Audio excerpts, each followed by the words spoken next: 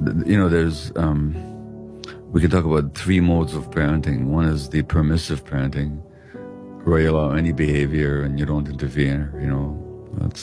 That's the worst thing you can do. Kids needs to. But that is allowing them to express themselves. Yeah, but there's a difference. Okay. They might express themselves by hitting their sibling, for example, and you don't allow that. Kids need to feel that somebody's in charge. Yeah. Parenting is not a democracy. It's a hierarchy. In a hierarchy, there's a dominant force.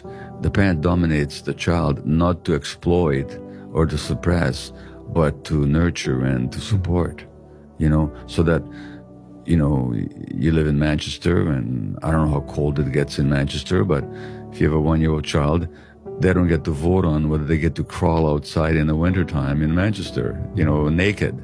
The parent says, no, you don't go outside naked. You have to put clothes on. That's just how it is. It's a hierarchy. It's not a democracy. The 1-year-old doesn't get a vote. Okay. On going into the slush and the snow in the middle of December or whenever. So that's permissive parenting. That's not very good. Then there's repressive parenting, which some experts that we've talked about advocate.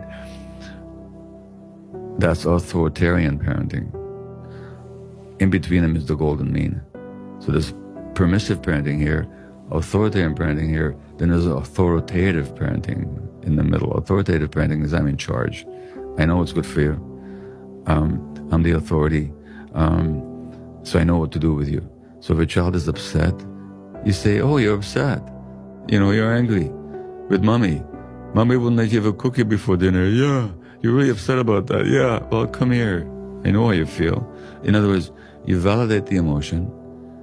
You don't punish the child for it, and you hold the child, because the child needs to learn that they can go through these difficult emotions and get through them.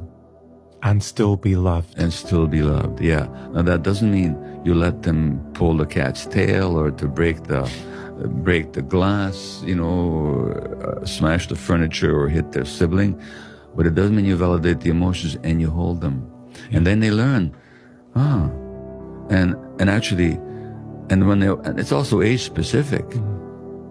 Like there's no point saying to an angry 1.5-year-old, let's express it through words. They don't have the words.